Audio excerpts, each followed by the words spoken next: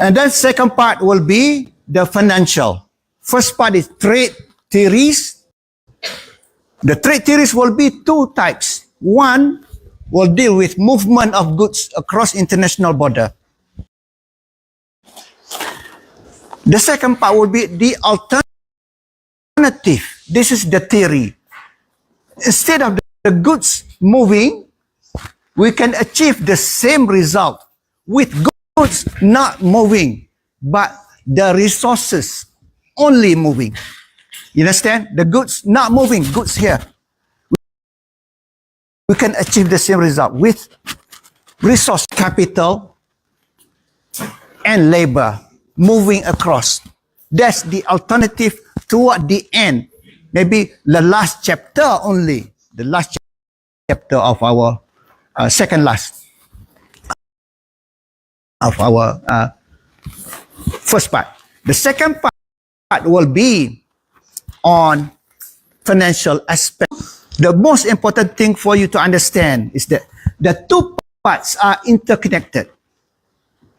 Let's take the exchange rate, which comes in the second part of our course, which is the financial, right? Interest rate or exchange rate is impacted by the first part, trade. The more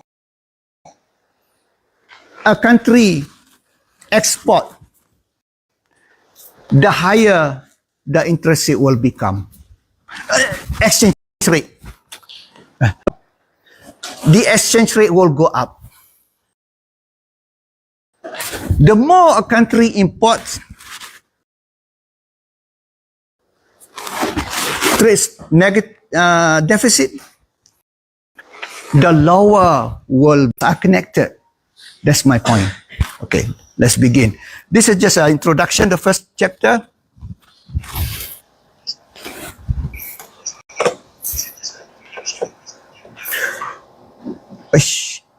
Oh, this is, I'm using the, okay.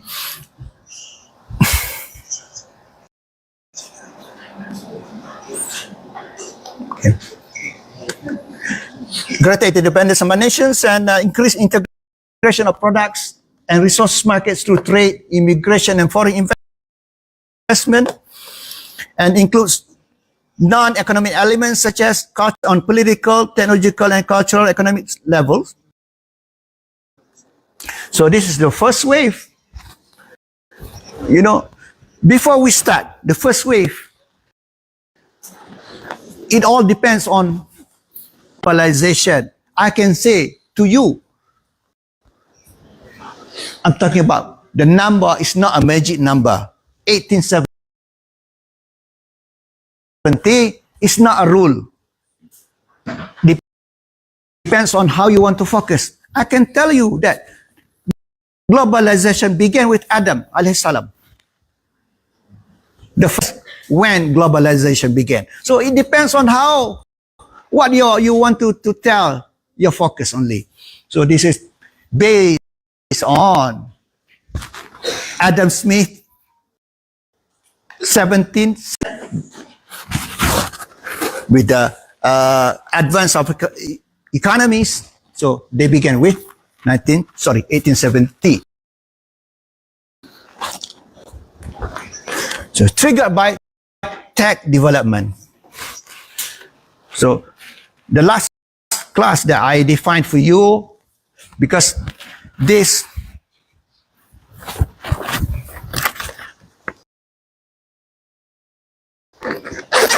today I bring.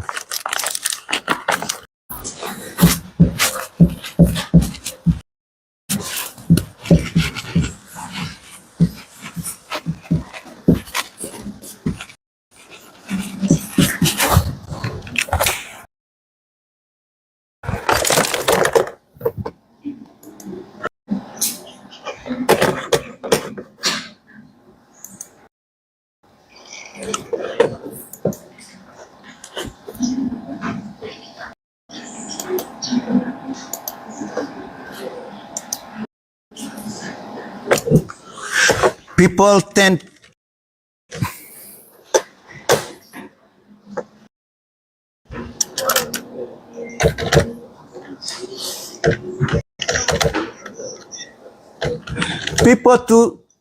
tend to define globalization as borderless world.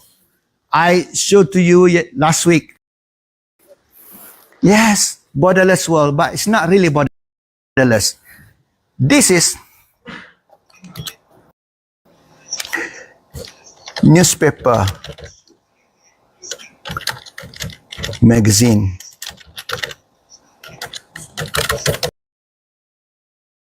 People on the street. Only definition, magazine, newspaper, but the academic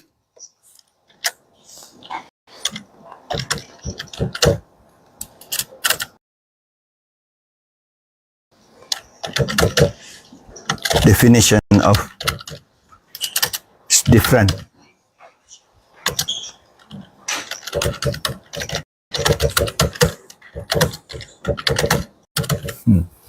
So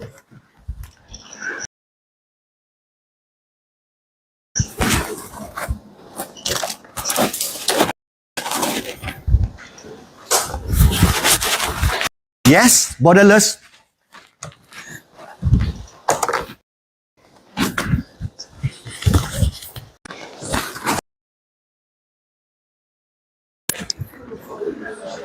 I have so many girlfriends. Sorry, I'm just joking. Just now, I love you. Second one, I'm just joking, a drama. 我爱你. Oh, okay. Yeah.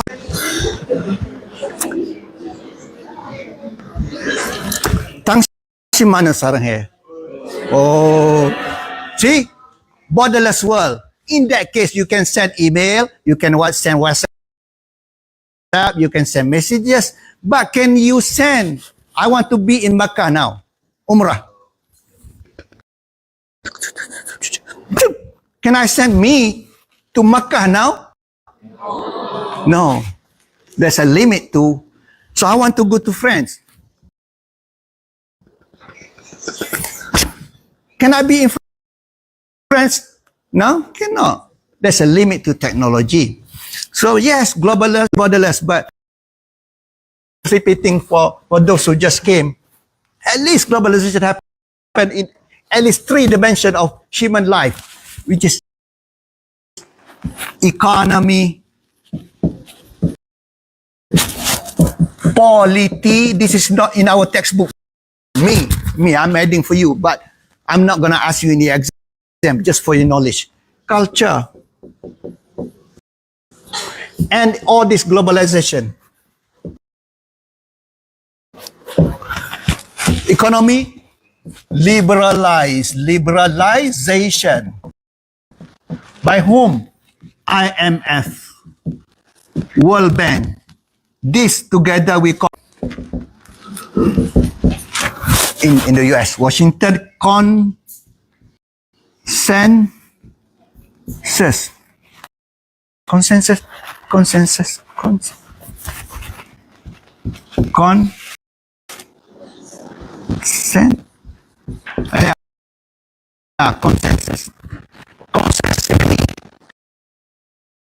Agree. This is the way, the ideology. Everybody don't accept that ideology. Who? By, not everyone, by them. Consensus. Why? IMF in Washington. World Bank in Washington. In the US. So liberalize. You must open up your country for trade and investment. This quality, the exchange of everything here involves exchange. Economy, give you that. Economy.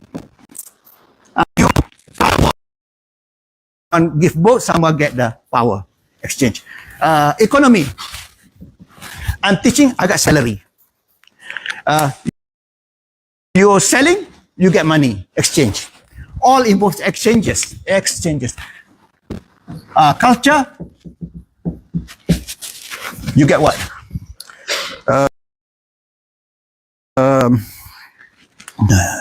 I forgot the word. Something here.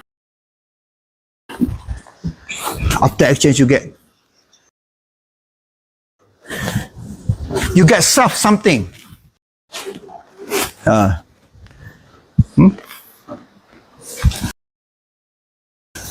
Just don't worry about it. Karma, you become happy. You sing, maybe you like Tamil song, you become happy. Even though you're not Tamil. There's cultural globalization. Okay? So, because of this, there is resistance. So, forces resistance. Resist. So, because of globalization, tell you to do this. American, Japanese, now Korean thing. So, will change the culture. So people from inside, usually NGOs, what we call civil society, will react.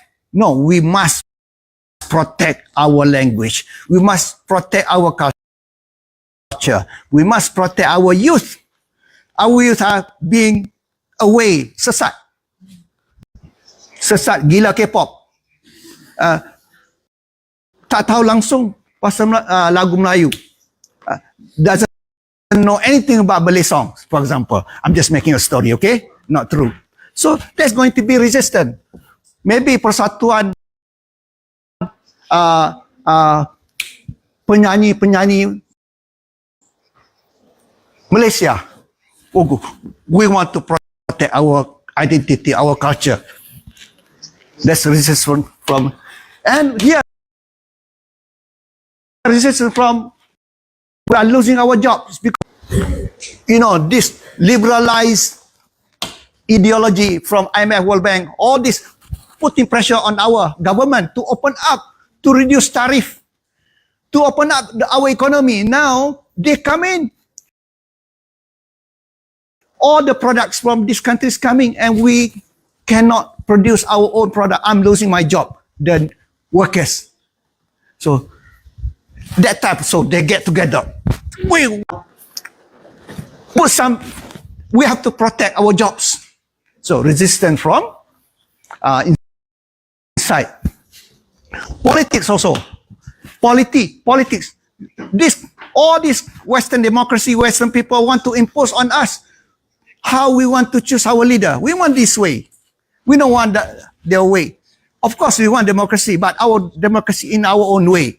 So there's going to be... So borders will be strengthened. So the definition of globalization as borderless world is not precise, perhaps wrong. Only true with what I did the drama just now. This is borderless world. That even some countries are protecting, like China, you cannot have Google in China. You cannot have Facebook in China, right? Yeah. They're building the border. But borderless world is not.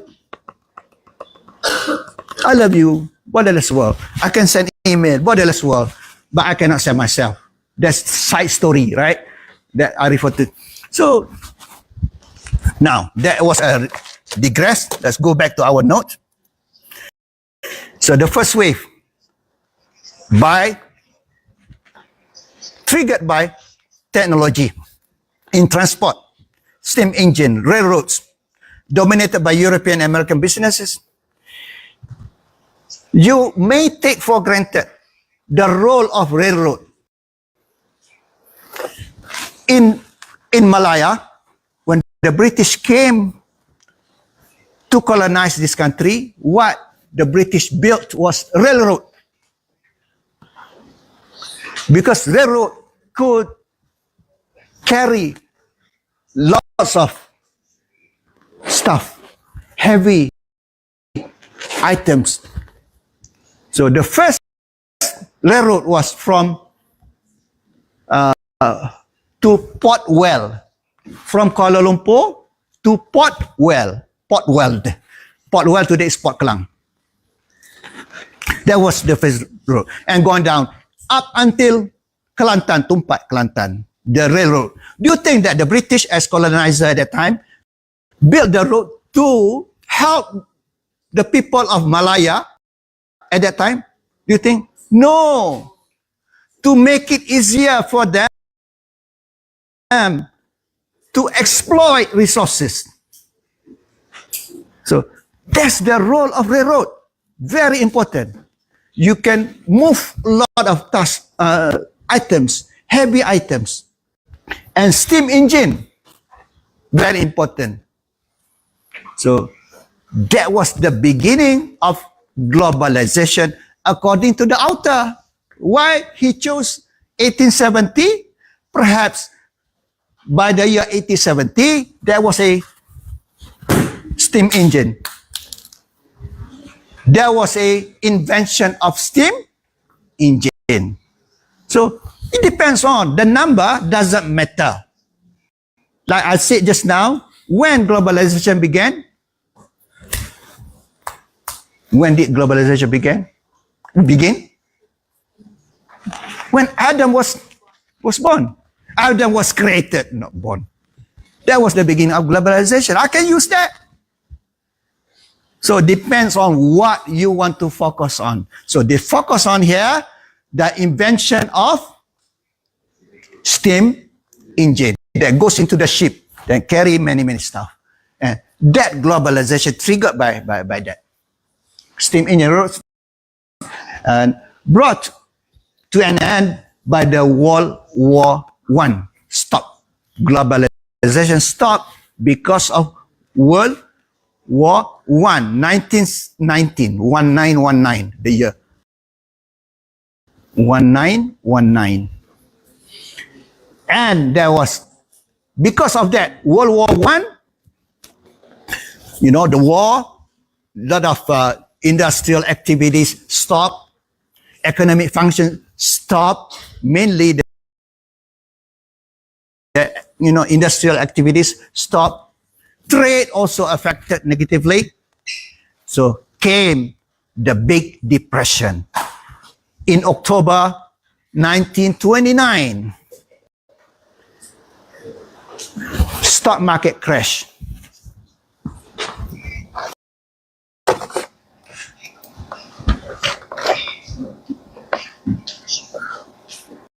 Oh.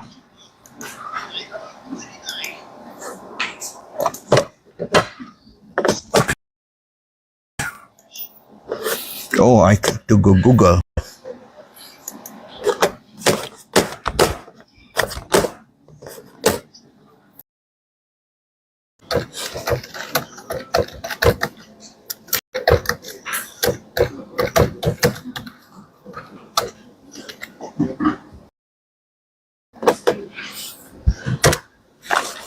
So, Wall Street crash of 1929,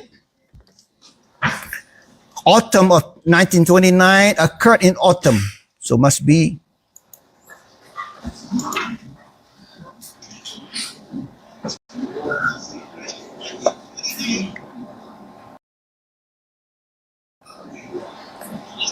started in September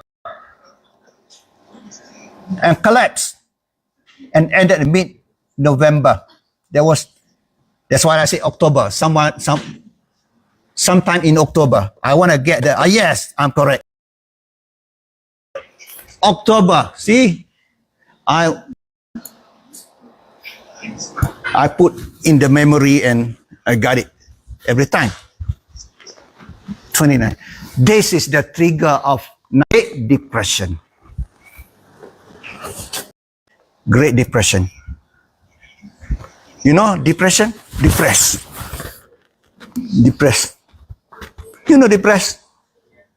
No jobs, no money. Depressed. Depression.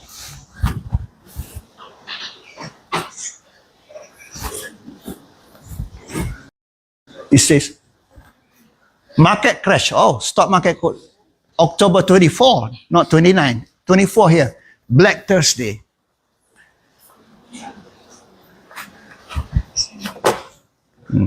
So, Great Depression.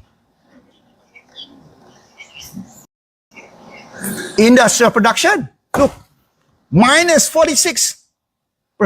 United States. UK, minus 23%. France, minus 24%. Foreign trade, this is important for us, our class. Foreign trade decreased 70%. United States. Look at this. Unemployment increased by 600%. This is really depression. People go suicide. And this haram. Cannot kill yourself. Haram. But so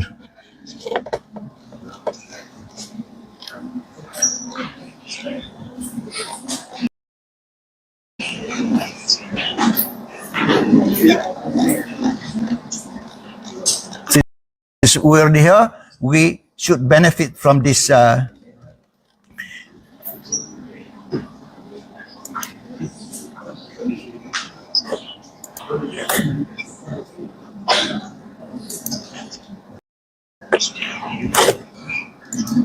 okay. Great Depression. Came Great Depression. Prompted further limitation on trade and protection. See now, because of Great Depression, protectionism. This is very important word. You must underline protectionism. What happened? People are having no jobs, depressed. Countries are concerned about protecting the economy. So they put up barriers to trade because imports are coming, having huge trade deficit, people having no jobs. Protectionist policies. What is protectionist policies? Increase the protection of domestic production from imports by instituting quota, import quota. What is import quota? Limitation with the number of products can come into the country. Quota. Let's say, I make a story, a drama, okay? A drama, this is a drama. Let's say, in a country, this country crazy about soccer, football. And that country, that new president, okay? It's a crazy president. He say, in this country, when I'm president, I want to control. Yeah, I allow only 2,000 Adidas shoes can be imported. I think that's going to be people rushing, want to buy Adidas shoes because only 2,000 pair of Adidas can be bought in the country. That's quota. Do you understand now? Different. Tariff is different. No limitation. Okay. Every Adidas that comes in, you must pay 15%. No. In the past 15. Now make, in the past 5 only. Now make it 20%. Increase the tariff. That's protection. Every Adidas you buy, coming to this country, you must pay 20% import duty. We don't call tax. We don't call import tax. We call it import duty. Tax is different. Tax, you get income, salary, you tax. That's income tax. Product that comes in, we don't call tax. We call import duty. Import duty, not tax. Import duty, which is based on tariff, 20%. So that kind of protectionism. So I'm just making a drama story, right? Not true. Only 200 Adidas. I think if 200 Adidas only pair, 1,000 people maybe get killed. To get the last final pair, he will get like this. Oh, again, a drama, okay? I'm not promoting that. So I'm just using the drama to make it easy for you to understand. Follow me? So protectionism. Second wave. 1945, 1980. Why 45? World War II ended. Ended in August 1945. World War II ended. So he chose that. Second round, second wave of globalization. And until 1980, I could have chosen different number. If I were writing this textbook, I would have chosen 1986. I would have chosen 1985, the introduction of personal computers, which led to the, could have chosen internet. I could have chosen, so no magic number about 1980, okay? Got my point?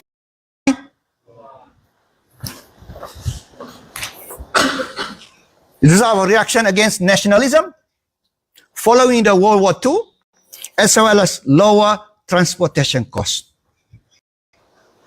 This happened, second wave, because of reaction against nationalism. So the World War II ended. However, I mentioned to you, the end of World War II was succeeded by Cold War. Cold War from 45 until the collapse of Soviet Union in 1991. So from 45 until 91, Cold War. The war already ended, but there's proxy war here and there. In Nicaragua, in Latin America, here and there. You know, the USA and Russia, Soviet Union, not into the war, but their proxies. And also kidnapping by KGB, kidnapping by CIA and so on. All this during the Cold War. Ended in 1991 when Soviet Union collapsed. No more Soviet Union, Russia and all the other republics became independent countries. And lower transportation costs. You take for granted. You take for granted that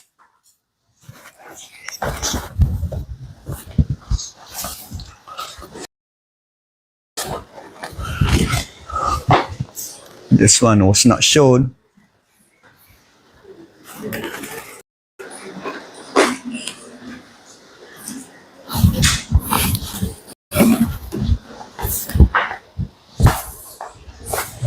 Not mentioned in the textbook. Containerization. You know container?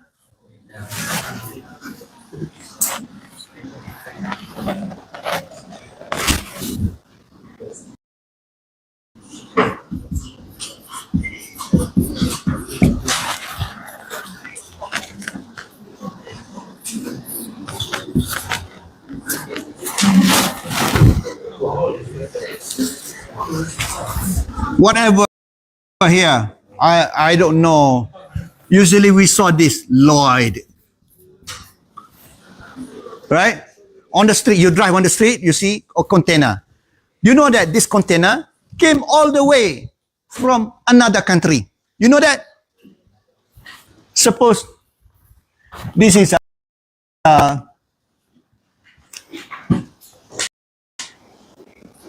Rotterdam. Rotterdam. This is Netherlands. This is Portland.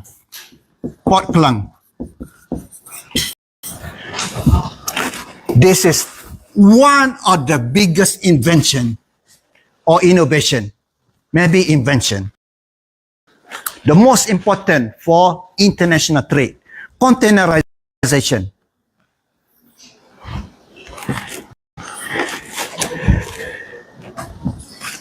This one is the lorry here. It is from here, from Malaysia. This is Malaysian. Malaysia, from Malaysia.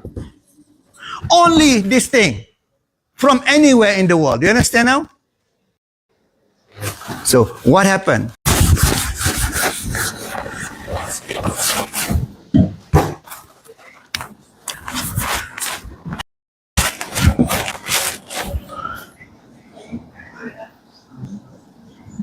Say USA.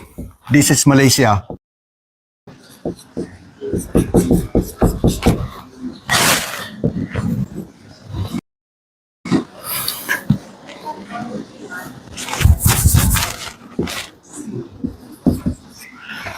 From a factory there, So at the back of the factory, the container, the lorry is already waiting to put on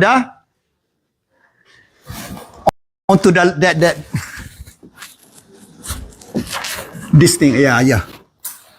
Do you follow me now? Only this thing. So already waiting comes to the port. Whatever port there.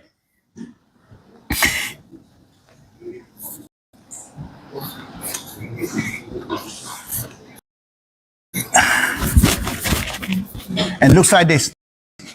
So the ship is here. The ship.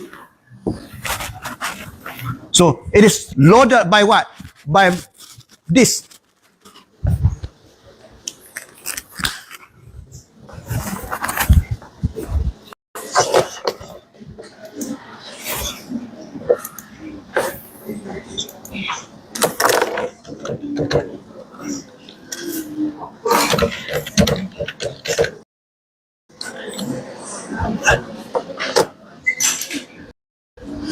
Yeah, yes, this thing. Oh.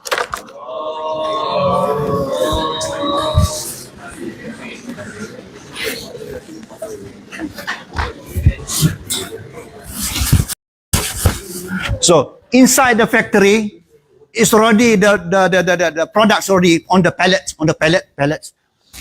got into the container, very secure, and the lorry was waiting.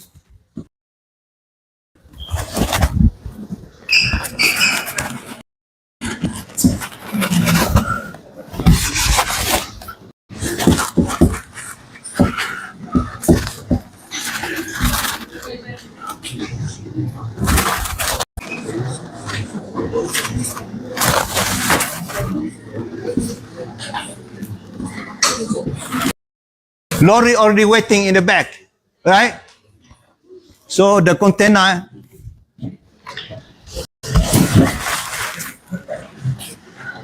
this is the factory. So the container is put here, okay? And sent to the port and get into the ship through that, okay? And the ship will sail to Malaysia, sail, get here in Malaysia. And the lorry already waiting, the truck already waiting here. That container will be put there. Do you follow me? And go to my factory here. So what it is, this avoid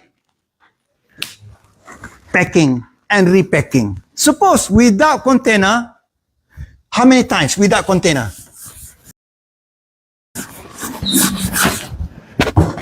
This factory in the USA.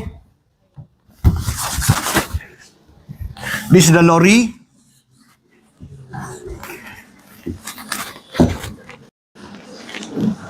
You have to look at this. Look. You have to carry from the factory inside the lorry.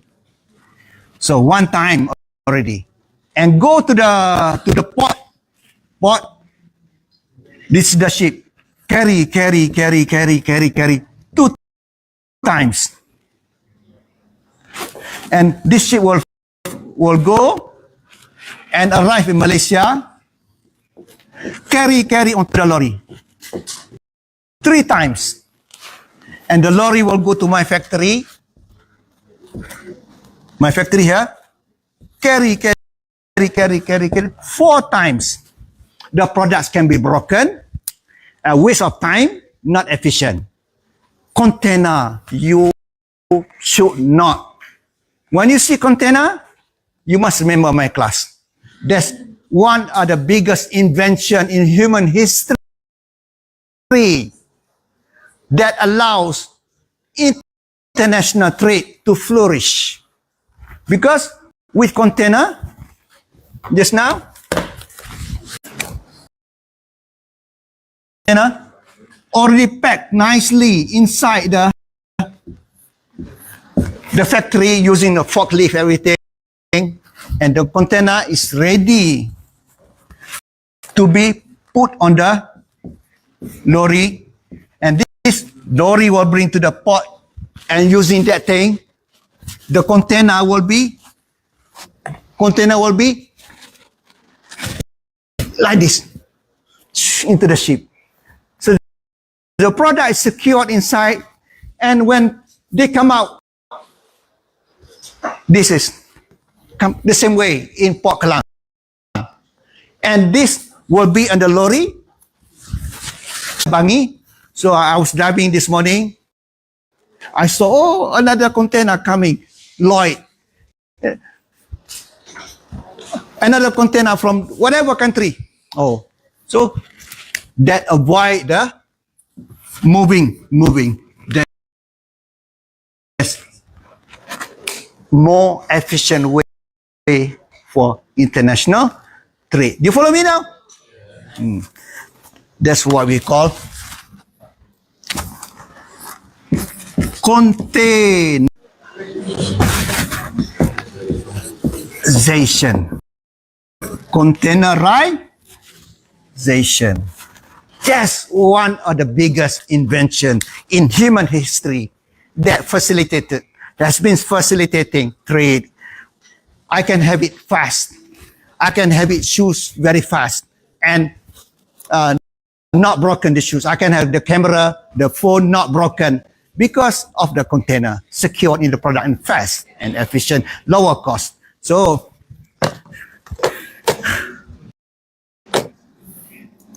what you get from me? Lower transportation cost. Containerization is one of them. Not in the textbook, but explained to you. This is what we should be having. Rather than dry notes. Dominated by developed nations, with developing nations largely excluded, that led to greater increase in per capita income for developed countries than for less developed countries. The rich countries. So he says the final wave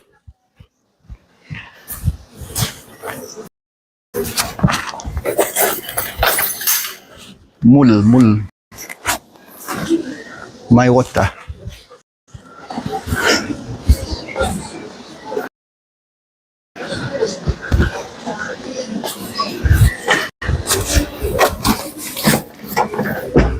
Oh, I don't bring my water today.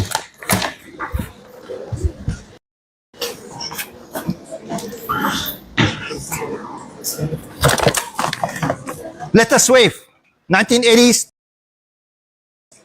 or 1980 to present. Like I said just now, if I were the writer of this book, my focus will be on technology.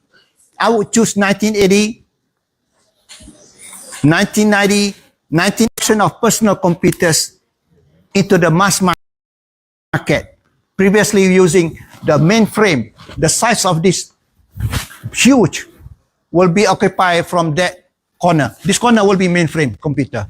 Mainframe computer. Yeah, this corner, mainframe computer. Big. So, do not take for granted the word PC. PC was a revolution because first computer was made to become personal. Yeah. And then with the internet. So perhaps I would use the year 1985 PC or 1995 or 96 with the www into the mainstream. Of course, www was there but not mainstream yet. So by mid-1990s, www was mainstream. We can send email, we can Google, not yet Google it. We can search. So included some but not all developing countries featured increased capital movement, decline in mobility of labor, outsourcing became the more prevalent with blue collar workers, factory workers, and white collar jobs, office jobs, moving from the United States to the lower cost areas.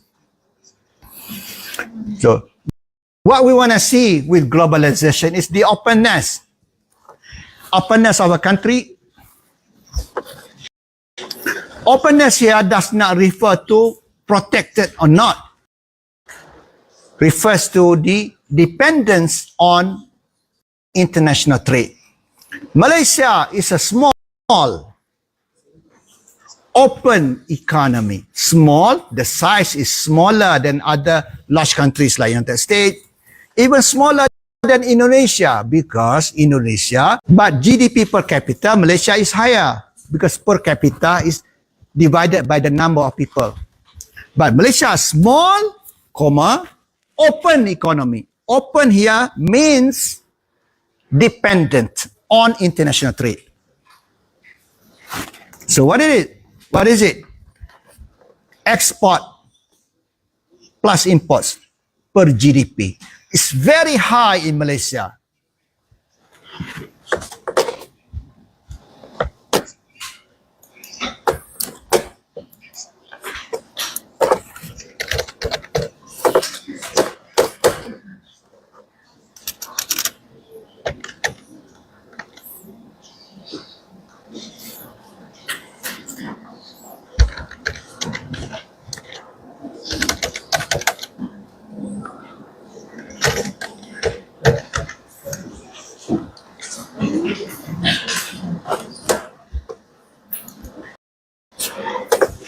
Look at Malaysia. Open economy. Malaysia's trade to GDP ratio for 2022, 140%. More than 100%.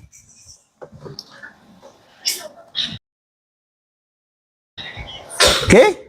This is example. United States.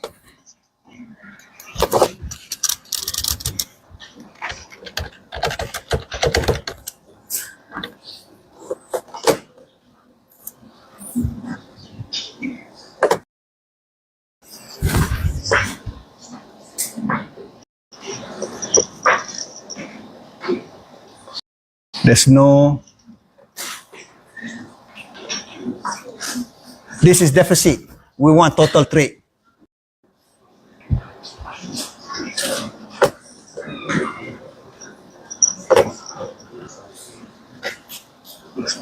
Okay.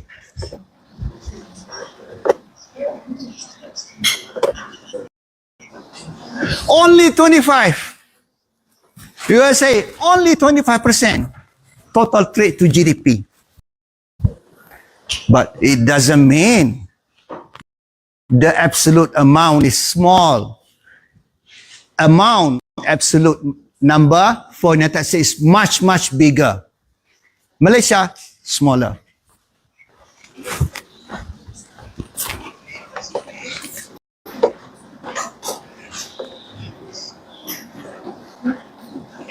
Only 25. As you can see, the larger the economy, the lower tends to be the degree of openness. The larger the economy, because you can trade more within the domestic economy.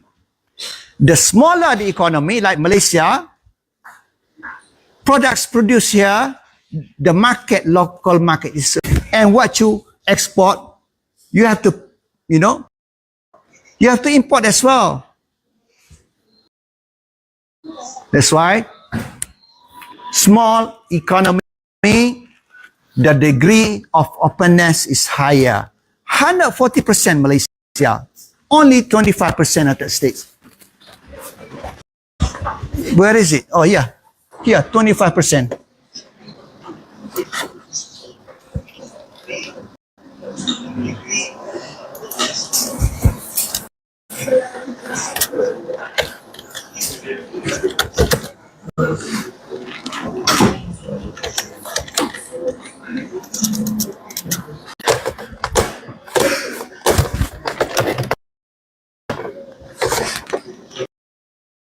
%, Korea. Total trade to GDP. Lower than Malaysia's. So, the more developed the economy, or the larger the size of the economy, the degree of openness will be smaller. The smaller the economy, the size, the degree of openness is much higher.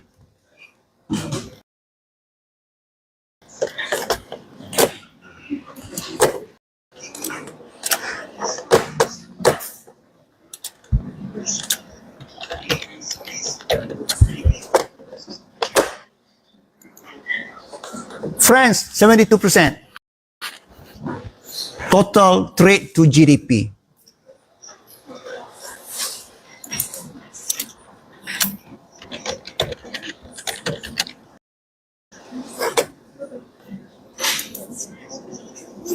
%. Look at this. 45% only Indonesia. Because the size of the economy of Indonesia is much bigger than Malaysia because of the number of people in Indonesia. And smaller openness, degree of openness. So again, openness here does not refer to how high the tariff is. No, nothing to do with tariff. Has to do with how much dependent a country on international trade. Follow me?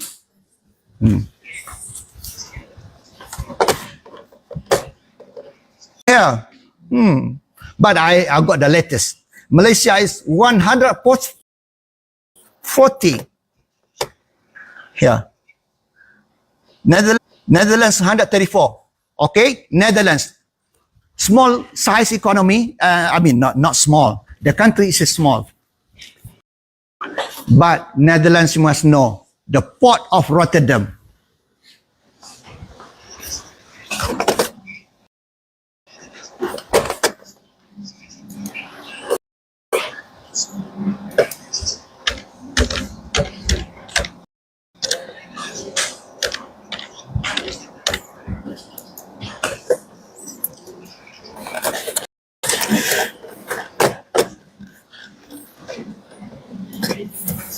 Besides Singapore as major,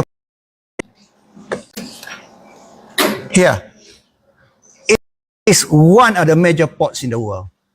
As a result,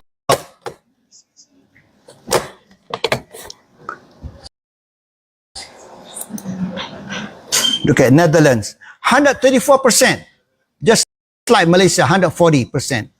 I wouldn't consider that the size of the GDP is small, is big.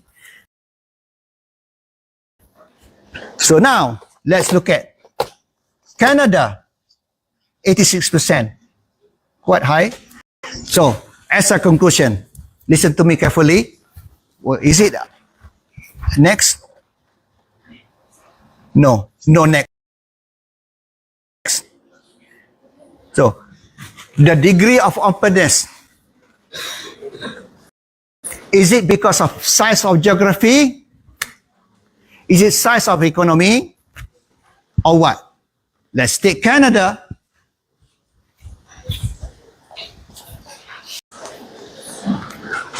After Russia, Canada is the second largest country in the world in terms of area. Right?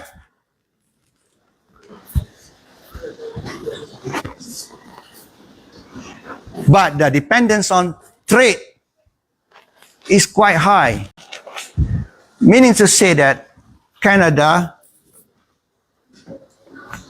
has a slightly smaller size of economy compared to the United States and other countries. So it's not because of the size of the area.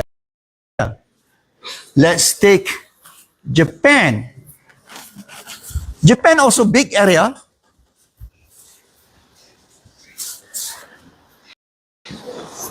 So doesn't have nothing to do with size of the area, but size of the economy. You got it?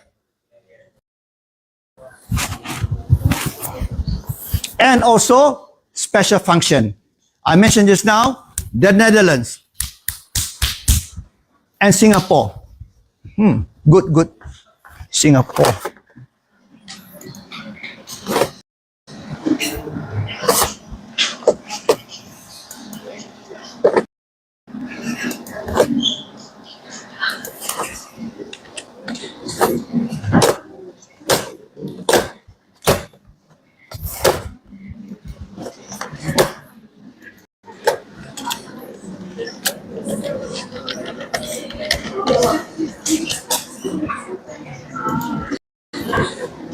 Oh, 336%. 3 times more than Malaysia. Small size. But the size of the economy, smaller than Indonesia. Indonesia's economy is bigger than Singapore's.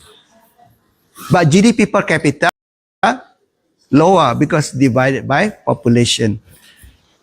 This is special function. The ports of Singapore, where the products go through from Malaysia going through port of Singapore, already recorded as import to Singapore, only going through and then go out again. Because once you're in Singapore, you will be everywhere in the world in terms of shipping. So 300. So Rotterdam also like this, special function, high for Netherlands because of special function, the ports. And yet, Singapore, it is.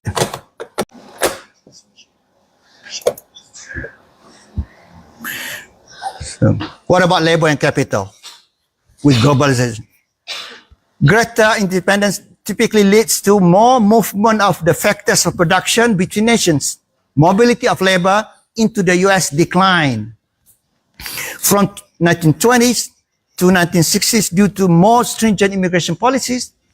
Capital flows have increased, however, substantially as other nations invested in the United States asset. So there's a difference between the two with globalization. More movement of capital, but labor is restricted, the movement. You got it?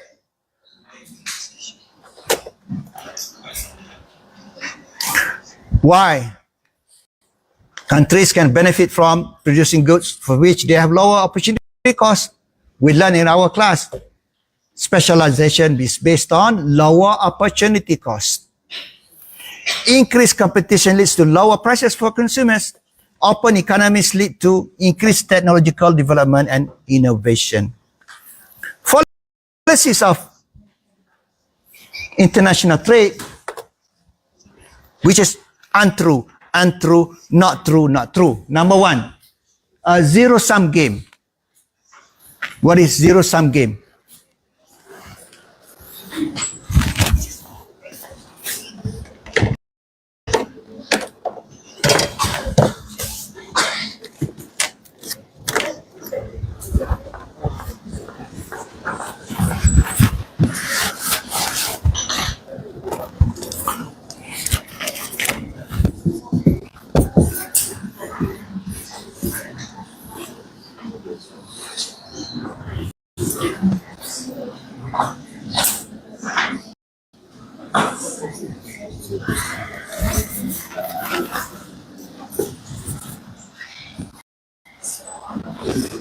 Okay, this is the ball or guli ball or whatever.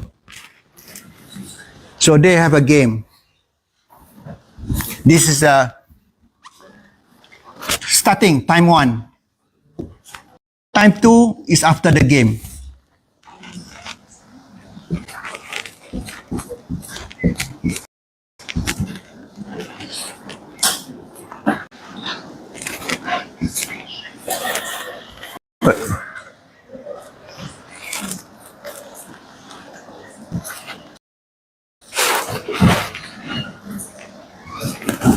This is after the game. See? 0, sum, game. The total was 10 before. 6 plus 4. 4 owned by A, B, 6 owned by B, total 10. After the game, also 10. 0 sum, game. A game, one player won ends of at the expense of. Follow me? See? Left, only one. This B, he conquer everything except 1. So 9, right? 8, 9. Total, still the same. 0 sum, game. So there was an idea before Adam Smith came. That idea was mercantilism. The ideology was looking at Adam Smith. Came Ricardo. They show to the world trade is not a zero-sum game. Trade is a positive sum game. So, untrue zero-sum. Both countries can gain by specialization. Second, reduce domestic employment because of trade. Not true. Specific industries, yes, may suffer, but overall employment increases. Which specific industries will suffer? Industries that do not follow the principle of comparative advantage.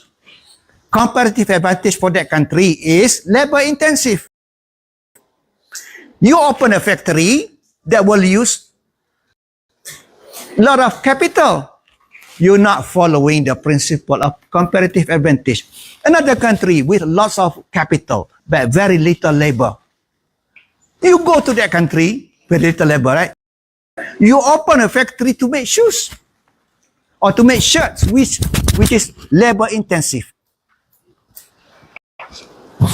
You're gonna suffer. You have to pay lots of higher wages because not many labor in the country. So you must follow the principle of comparative advantage. If that country has lots of capital, your factory should be capital-intensive products, producing that kind of products. Follow me? So the specific industries which do not follow the principle of comparative advantage, that industry, the workers, all, the owner and workers will suffer negatively. But overall, because of specialization, more and more businesses coming up in the industries according to comparative advantage will create jobs. So number 3, trade restriction, good. You put tariff, you put quota, good. Wrong. It's not good. Restriction reduce purchasing power of other nations. So other nations cannot export because you put the barrier. What is barrier? And tariff. So-called pagar, fence, wall. Wall here is tariff, higher tariff, and quota. No. Your restriction will reduce purchasing power of other nations. So other nations cannot export. They cannot buy your products. You understand? They cannot export. They will not have income to buy your products. And also will lead to retaliatory. Retaliate. What is retaliate? Punch, the other person punch, and the other person balas balik. Retaliate, balas balik.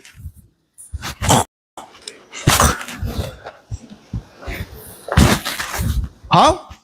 Okay, I want to put tariff on your products also. Because you put tariff on my product, my shoes, I want to put tariff on your rice.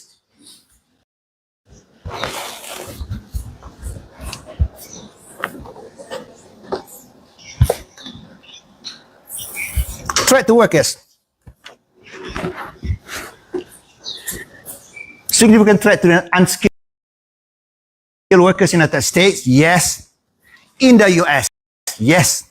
Because the US by nature, based on Shaolin that we're going to study, US is more capital endowed, more capital relatively than compared with labor. So, unskilled workers are mainly in labor-intensive industry. They will suffer. They will lose job. Because competition from cheaper imports coming from labor-intensive producing products. Countries that produce labor-intensive products. So, if you work in the textile company in the US, you will suffer.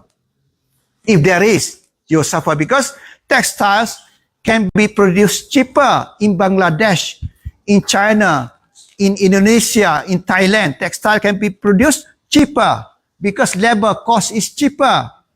Textile is labor-intensive product. What do you mean by labor-intensive product? The ratio of capital to labor to make shirts is not that high. You follow me? But the ratio of capital to labor to make computers, high. To make cars, high. More capital there. So, unskilled workers in the United States who work in labor-intensive, in less sophisticated industries will suffer from competition of imports coming from other countries, which can produce that same product at a lower cost. Yes. Companies may move production to other countries which exploit labor or environmental resources. So that threat to workers, yes, companies may move. Because companies is loyal to what? Am I loyal to the country? If I'm a company, right? I am loyal to money. Where the profits, I can make profits, I go there. Loyalty is to money. Similar to threat created by technological improvement, which exploit labor and environmental resources. Yes, companies from developed countries, they go to countries, other countries which has lower regulation when it comes to labor, lower regulation when it comes to environment, because they don't have to pay much cost. Suppose to produce products in the United States, you have to pay, you have to install this machine to reduce smoke. you have to pay tax, environmental tax. But if you go to less developed countries, developing countries, you don't have all that regulation. Your cost will be lower. So exploit environmental resources. And yet, you can exploit the resources there, right there. The minerals in that country. And also exploit the labor in that country. Very cheap labor you pay. You follow me? And similar to threat created by technological improvements, which increase efficiency.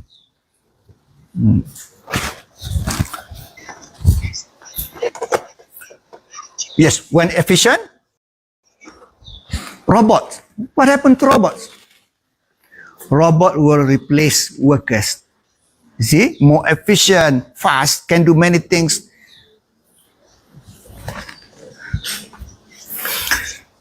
You see now the toll in Malaysia, no more people inside the toll booth, right? Toll booth was employment for some or many people too. So you go to shopping complex, you can just pay by going through, right? So less number of workers with technology. However, some people ask me, let me finish with this. What happened to workers with technology? My answer is simple. Technology will not destroy jobs. Technology will not destroy jobs. But technology will create new types of jobs. The current jobs will be eliminated. Will create new types of jobs. Depends on you to upskill to bring up your skill in order to get that job. What the type of jobs previously not available, now available as people. But other things beside robots, services to that.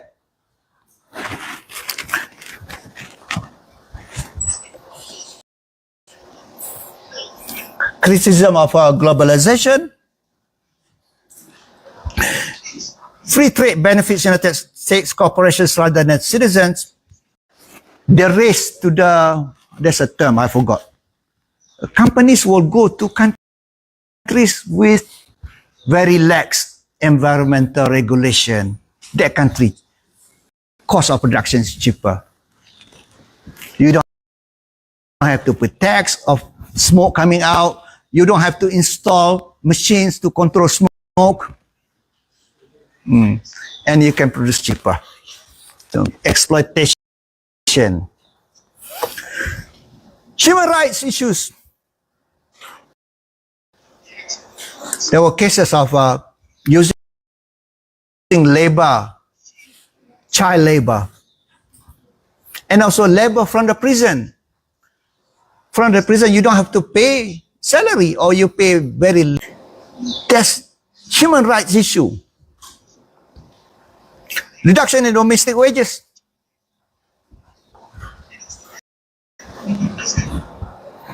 Because of competition from globalization. Lower domestic competitiveness as a result of developing facilities as well. So companies will go doing FDI, foreign direct investment in other country. So develop there, not in here.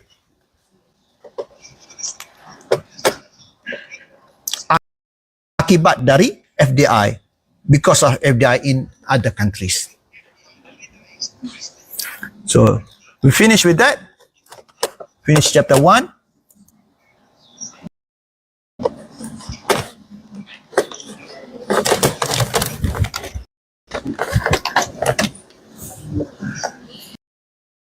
So we take a break for maybe 4 minutes only.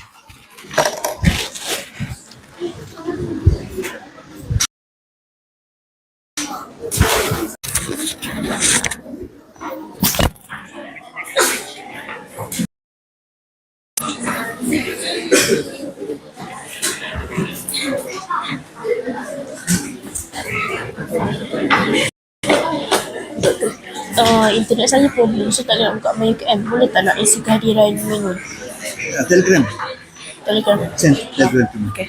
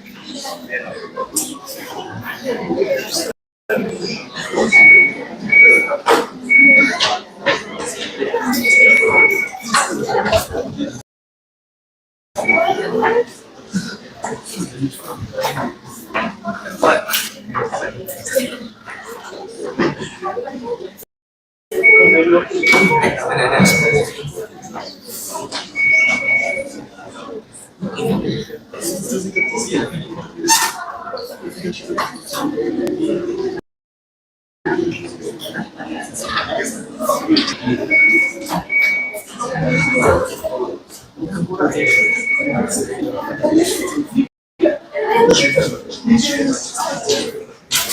we start.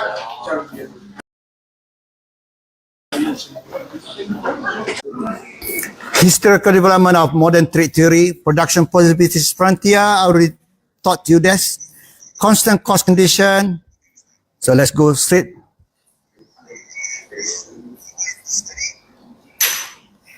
To the note. The basis for trade. You must remember this. Free trade is good. Free trade is good. That's the ideology. What is free here? Doesn't mean you buy something free. You pay. Free here means no barriers, no tariff, no quota, nothing, no wall, no fence, no pagar, no halangan, tiada halangan. Free trade is good. That's the ideology of modern trade theory. Anything that goes away from that principle will be inefficient, will welfare of that country, and by extension, welfare of the world.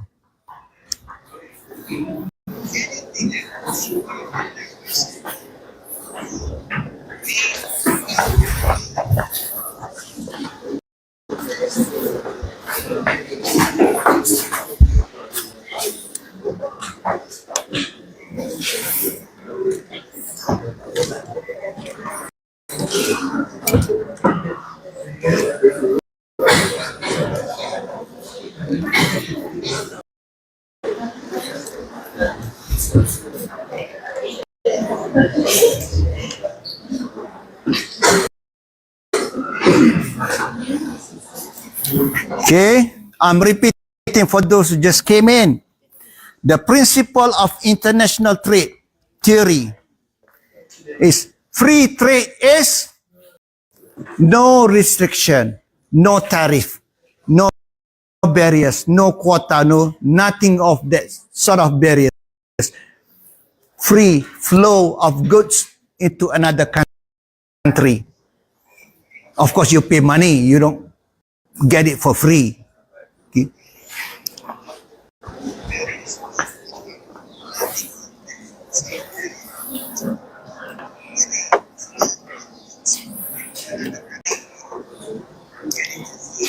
Why nations export and import certain products? Because they can be producing at a lower cost in certain product and specialize and export it, and can import products which they cannot produce efficiently. You see, we shouldn't try to make something that we cannot do. We buy it, just buy. We specialize in what we can do or produce. At what terms of trade are products exchanged in the world market and gains from international trade, production and consumption. So this is before Adam Smith. Mercantilism.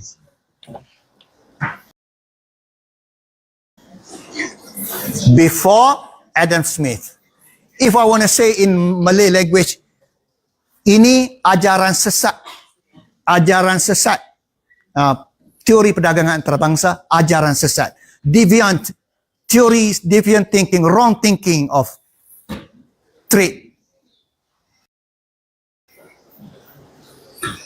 By whom? Mercantilists in the year 1500 until 1800.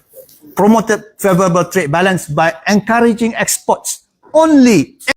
Encourage export only, but discourage import. I want to export only, export only, export. I don't want to import. That's wrong ideology. And that came before 1776 by the book of Wealth of Nation.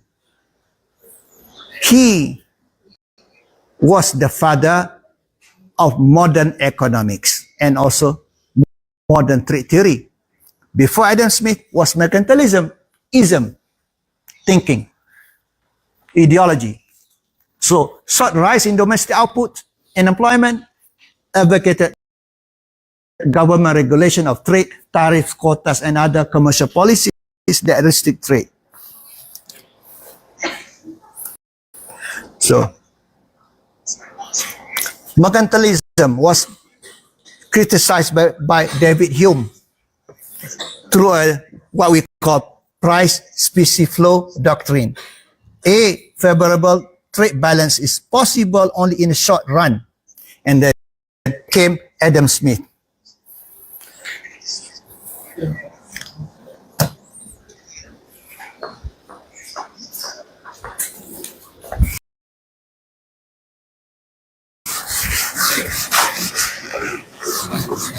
Just now, zero-sum game, positive-sum game.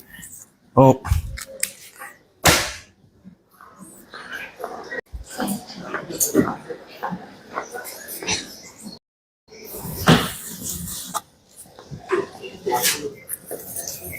Maybe I can Google it because you can see it better on the screen.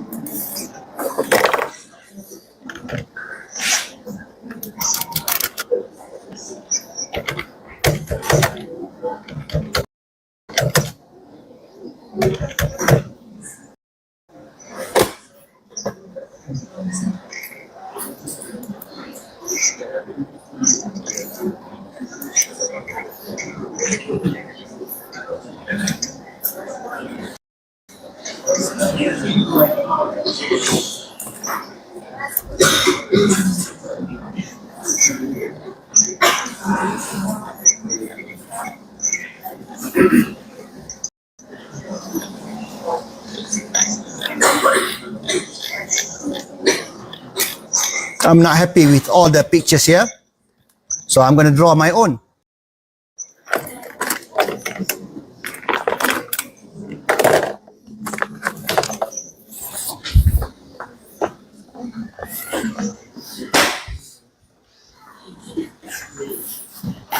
So the next technology will be voice command to my phone.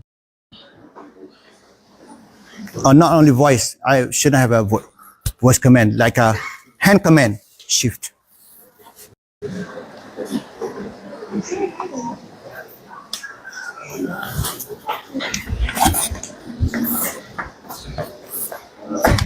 Specie flow.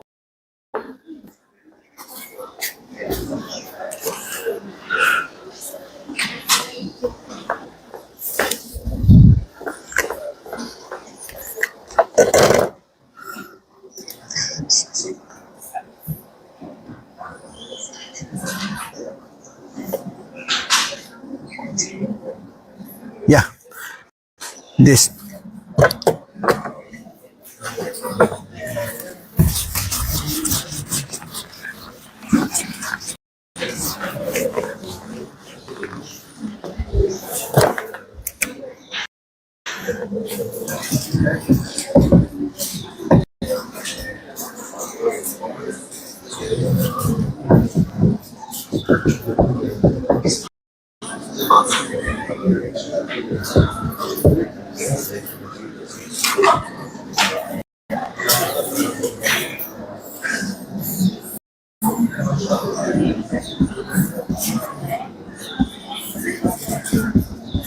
Begin with trade surplus.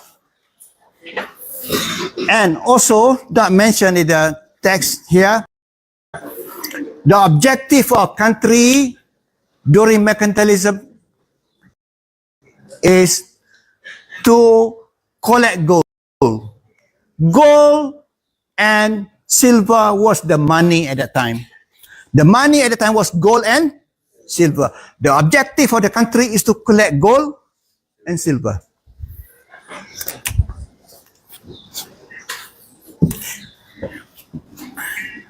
export goods.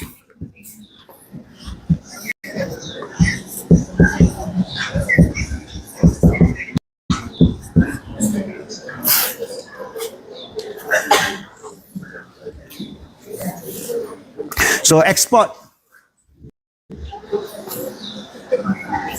This will make you get the income.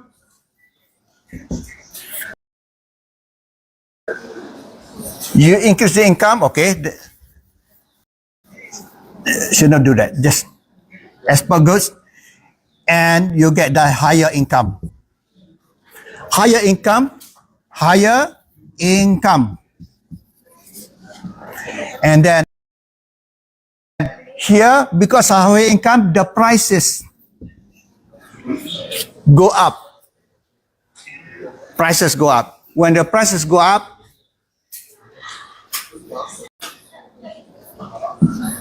so exports go down.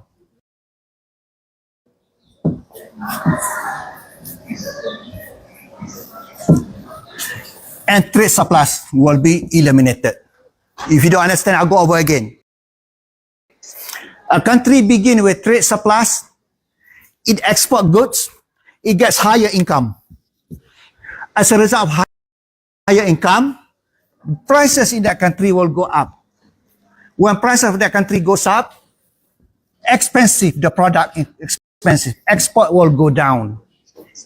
Because expensive, right? As a result, trade surplus will be eliminated. That's Hume's price specie flow. Favorable trade surplus or balance is possible only in short term. Okay.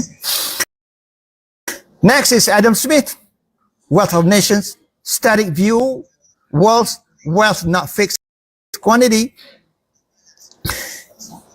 not zero-sum game, positive sum game. After the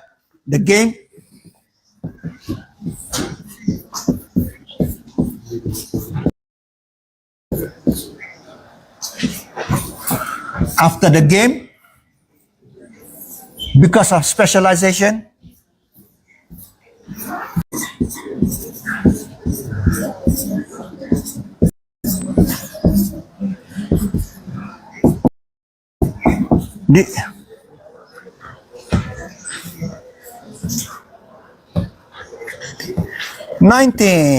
positive sum game, zero sum game. Trade is not zero sum game. Trade is positive sum game. Who showed this? Adam Smith.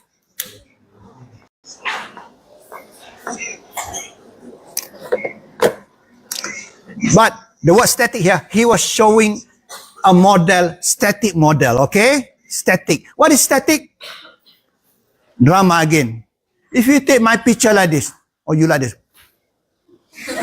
Okay, suppose I'm doing. You take my picture. That's a static moment. So you share all over the world. You want to know this professor from UKM? Like that. So, well, maybe I was static moment. Okay, I'm talking, right? I'm talking about, you take picture. That's a static moment at that time. You know static? That's the meaning of static. So he uses a static model of graph to show the trade theory. World's wealth in not fixed quantity, international trade increases general level of productivity within a country as well as increase in world output. That's positive sum game. Positive sum game. That one, 19.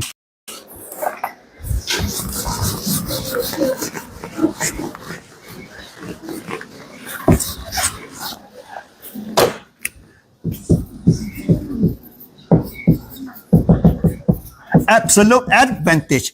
Ricardo, comparative advantage. Both are classical trade theory. Next is Hexaolin. Hexaolin is neoclassical.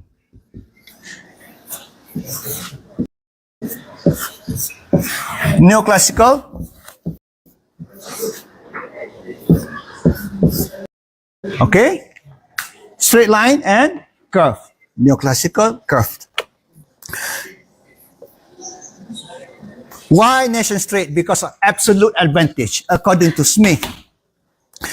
Product costs differ among nations due to different productivities of factor inputs, which is labor only. 2 times 2 times 1. Factor here is only labor. Neoclassical, the model is 2 times 2 capital and labor. 2 countries, 2 goods. 2 countries, 2 goods, 1 factor. Only labor here, labor and capital. So here, use labor, less labor to produce 1 unit of output. That's absolute advantage. Suppose country A to produce this item or shirt. Country A uses produce 1 shirt. Country B needs to use 10 people to produce the same 1 shirt. Which country is more efficient in production of shirt? Country A. Only 2 people needed. Uses less labor to produce 1 unit of output. More efficient. So that country has absolute advantage in shirt production. So this is labor theory value because the factor is only labor. Assumes that within a nation, labor is the only factor of production. Assume. This is assumption only, not true, right? There's labor, there's capital, there's technology, there's also land, also factor. So the principle of absolute advantage by Adam Smith. 2 nation, 2 product. 2 nation, 2 product, 1 factor. Each nation produces goods absolutely more efficient. With trade and specialization, countries export goods if they have absolute cost advantage, imports goods which that country does not have absolute advantage. Make it by yourself. Do you understand? I practice this myself. When I go to a hotel, seminar, conference, the money, the fees already paid. You know, when I go to hotel, paid already, the buffet. I don't take rice. I take rice only very little. Because rice is everywhere. My home, I take lasagna. I take those expensive for me to buy. Lasagna, what? I don't take curry puff at all. I take cheesecake. So I'm practicing principle of comparative advantage. I'm practicing principle of opportunity cost. Why you take rice? You can have rice at home. You know what I take at hotel? Fish, shrimp, blue cheese. Which is very expensive to buy here. I take croissant, French. Bread. Why take nasi lemak? Nasi lemak everywhere. Because our space is limited, right? Same, our resources are scarce. So this is the case. Case of absolute advantage when each nation is more efficient in production of 1 good. This is normal case. See here, United States can with 1 labor. One labor, 20 cloth. UK can produce 15 bottles of wine, 10 yachts. So, absolute advantage. Which country in what? US in what? US in clothing. Because can produce more than the UK. So the opposite will be true because two countries only, right? Two countries. So the UK will be more efficient in wine. So that's absolute advantage. Normal case. We're going to see different case, abnormal case, where both countries have the absolute advantage. According to Smith, trade will not happen. So emphasizes relative cost differences based on opportunity cost. So here it is. In French, there's a word. Tell me in French. Raison de. Guys from France, help me. There's a word in French. Raison de. The reason for trade is opportunity cost difference. There's another one. I don't know the meaning. Not D. What does it mean? Huh? No. Raison. Reason for something. So the reason for trade is opportunity cost. One country has lower opportunity cost in this product. Another country has lower opportunity cost in another product, or by vice versa. This country has lower opportunity cost in that product. So we specialize. I do this, you do that, and we trade. So raison de what? The what in French? Reason for trade is opportunity cost, which makes that country specialize in what they can produce more efficiently.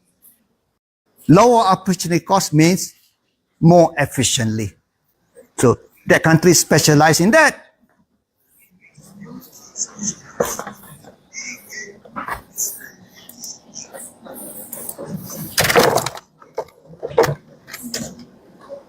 What is this? Reason for being. Huh? How do you say this? Raison d'être.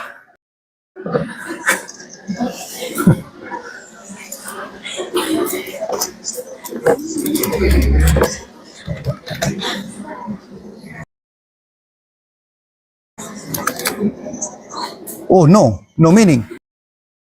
Oh, that's why.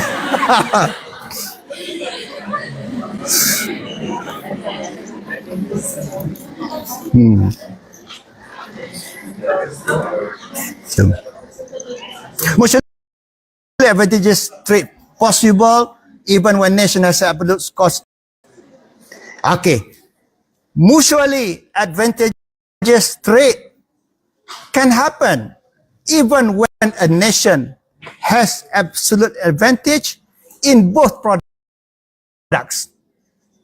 And this is going to be the second graph, a case of goods. Look at this. Let us say 40 bottles of wine, 40 bottles of clothes. UK, only 20 bottles of wine, only 10 yacht. So what does it say? United States conquers everything. United States has absolute advantage in both. According to Smith, trade will not happen. Comes Ricardo, my drama. Listen, finally. Come Ricardo. Now I'm Ricardo. Hi, Mr. Smith. Mr. Smith. No respect to the teacher. Hi, Smith. You are correct, but half correct. More respect for the teacher. Mr. Smith. Smith something name. Yeah. You are correct, sir. But you half correct. I will show you, sir. Trade will still happen because we should not be looking at absolute advantage. We should be looking at comparative advantage. We continue next week. Thank you.